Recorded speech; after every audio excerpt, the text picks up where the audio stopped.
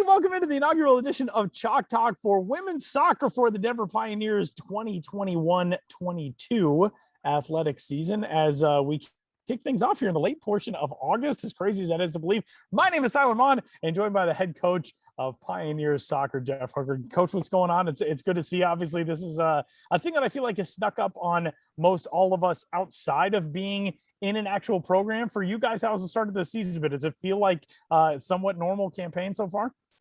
Well, the three sports that start early in the fall, volleyball, men's soccer, and us, we kind of got together and decided that no one really knew our season was going on, right? We kind of snuck in, we start practice, jump on the field, got to get our preseason trip up to Vail early in August. So we kind of started up very, very quietly. And here, the month of August is almost done. You know, we started our first day on August 2nd. So for us, we've been in the grind for a little bit, you know, had some scrimmages, had some real matches, and well on our way. I know the regular students come back in a couple of weeks, but we've really enjoyed kind of the isolation and just being able to train and keep our head down and kind of get better every day. It's been great for our team.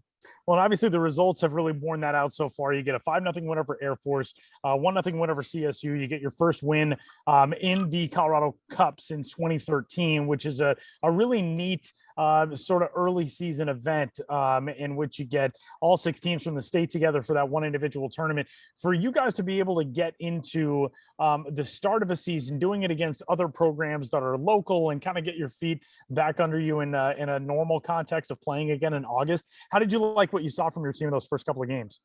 It was fantastic. You know, what we started doing this year is we started to try to have a champion on that last Sunday, so it wasn't ambiguous going into the season. So one scrimmage that we had, which was with Colorado College, that actually doesn't count towards our record, but it counted towards the results of the Colorado Cup. So everybody had a scrimmage like that. And then everybody played either home or away on Thursday, and then Denver hosted all 3 matches, all 6 teams on Sunday, which was a great day. Just to see the amount of fans and kids and stuff like that come through on that day. That's kind of what it was set up for and what it was meant for. We would have loved to had it maybe a little more, I would say, carnival style, and have some things going on over the Diane Wendt Field and a power shot contest and kids playing out there. But, kind of post-COVID, we went very conservative and kind of stayed away from that. But we just thought the attendance was awesome on the day. Results for us, obviously, were good as well, Tyler. So. Coach, you guys get to start this season with essentially a 5-match homestand. You get those 2 as part of the Colorado Cup. Then you get Utah. That's already a win in the books, 3-0. And then Kansas State and SMU over Labor Day weekend. And that's, a Big 12 program and obviously another big athletic department in Southern Methodist. To kick off with a good stretch at home, to be able to kind of learn your team and get into this season, not having to travel, not having to deal with all of that. How important is this weekend coming up as you add to your RPI, you kind of build your resume toward potential postseason play, and really just kind of getting to know your team in August and September too? Yeah, you're exactly right. And that's why we schedule these games is, one, we want to make sure that we're prepared for conference. And with the RPI, how that figures in, just for the people that don't know, is we want to put ourselves in a position that if we can be successful and have some good results in our non-conference games, and say something happens in the conference final and we lose in penalty kicks, say, we want to put ourselves in position to get that at-large berth. So how does that figure in? It figures in by playing the top teams in the country and getting good results against those teams. So so far, so good. We have these 2 coming up, have 2 out in Arizona, and then we play 2 more Pac-12 teams the next weekend after before getting started. So. Coach, this season is your 30th with this program, and I feel like the last year and a half or more now has given us all kind of some time to be retrospective and look back at, the things that we've done and the things that we're still looking forward to doing in lives or in careers or all of that. As being the person who is still around for this program after the D2 to D1 transition, with all these moments that you've had with playing North Carolina in a tournament, playing Stanford in a tournament, being somebody who's built this program into what it is as a national program now. Did you ever think, if you were able to go back a few decades and talk to the younger version of yourself when you were getting set for this stage of moving into D1. Do you ever think that these things would be possible to accomplish with this program? And what kind of advice do you think you would give your younger self now, looking back at that stage?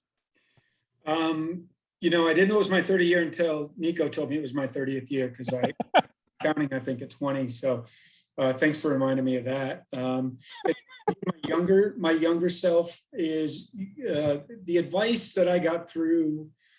So my mentor was Ziggy Schmidt, who I was at UCLA with, and he coached me at UCLA. He moved on and coached the Galaxy, went coach Seattle Sounders. And I kind of followed him. I'd follow him around for the preseason. He was with Columbus and went back there one time. And he just really was able to help me ground myself and kind of pushed me in the sense of, what do you really want to accomplish? And why don't you think you can get to the Final Four? And, what are things that you feel that what hurdles do you feel you have to get over, and how can you get over those, right? Because he was kind of in the same boat when he took over UCLA. We had never won a national championship and never been to a Final Four. And then I think 85 was the first year. I started in 83. 85 was the first year of the national championship.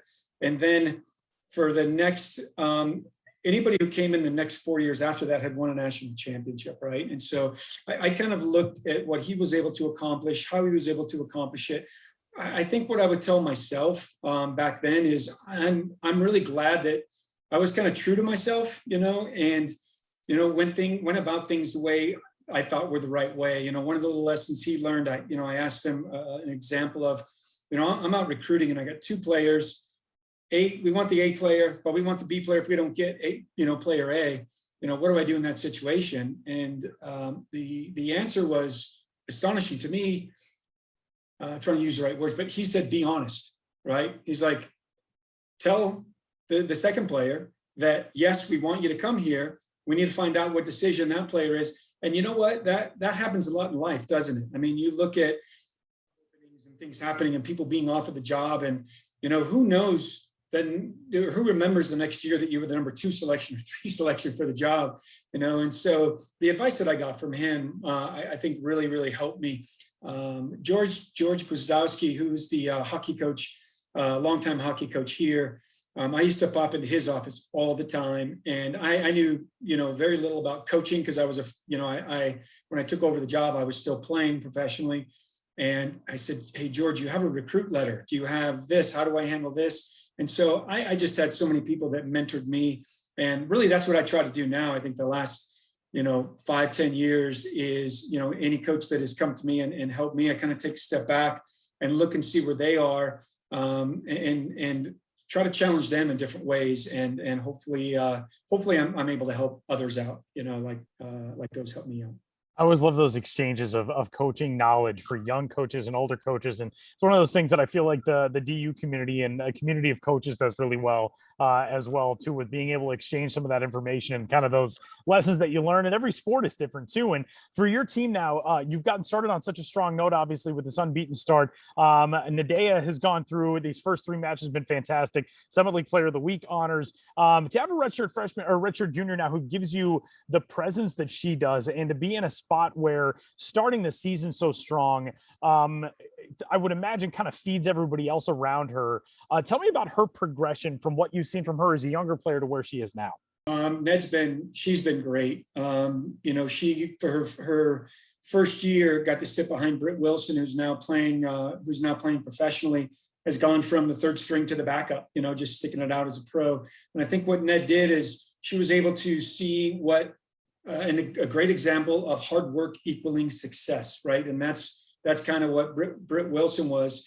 Ned's a totally different personality, right? She's not as like the A personality that Britt was, but she is still a leader. She is sort of that quiet leader right now. If you look at the end of the Utah game, she made 2 unbelievable saves to keep the shutout and keep the game at 3-0. When the whistle blew, everybody ran over to Ned and jumped on Ned, and that just demonstrates how valuable that she is to the team and what respect everybody else has for her. And to see her progression with Chris Pete, our goalkeeping coach, it's been really, really wonderful to see. All right, Jeff, final question for you. You've got this start so far, unbeaten to this point, 9 goals, 8 different goal scorers. And to do that in the season's first couple of weeks is really impressive. What excites you most about that depth, and how do you continue managing that depth and getting the most out of everybody you've got on this roster? What excites me the most, I'm not a stat guy, but I know this, is our 2 leading goal scorers from last season that return have not scored a goal yet. So that's what makes me excited about this team. So when you're looking at those guys putting their head down and not worrying about scoring goals, they're worrying about playing hard, setting other people up, and everybody's doing the right thing. And so this is, just like you said, Tyler, this is creating a huge amount of depth to our team. It was very similar to last year. Last year, it was we were victims of of COVID, and 4 players that contact traced. Well, new lineup, right? So the last spring, our first 12 lineups, I think, were all different. This year has been very similar. It hasn't been COVID related, but it's been we've had a different starting lineup for each of the 3 matches that we've had, and I think that's going to change for Thursday as well, because as we give different individuals a chance to start and a chance to come off the bench, everybody's pushing everybody else. We went from swapping center backs out and playing half and half, and then we had to move one out wide because we need a little bit of help out wide. And so these guys are really focused in on it's like, would you rather play this position and move, or would you rather sit on the bench? Of course, let's move positions and let's get some playing time and get me off of this bench, and I want to show what I can do. And when the players have had their opportunity to do that, it's really been good. I mean, I look at the Utah match that we had, and I saw film of Utah. I thought they were unbelievable. When I watched them on film against Portland, they took Portland apart, in my opinion. We played 23 players that game. That never happens. And for us, that really shows the depth that we had. And to be honest, more deserved to play, right? But, you can only go so far. You can only go so deep in a game. And the thing that impressed me was the integrity of how we played continued. Right, we didn't start kicking it. We didn't sit back. We didn't do anything different. The players came off the bench. They played the same way, same style, and it showed to be effective. So that's really what made me happy. That is a very impressive way to start the season, and there is more fun stuff coming. Denver women's soccer head coach Jeff Hooker, DU coming home to take on Kansas State, and SMU, I guess, staying home to take on the Wildcats and the Mustangs September 2nd and 6th, and then on the road to Grand Canyon for the first road match of the season. Coach, best of luck. We'll be talking to you as the season goes along. Thanks so much for taking the time. Thanks for taking the time, Tyler. I appreciate it. Wrapping up this edition of Chalk Talk from the Denver Pioneers. We'll talk to you next time.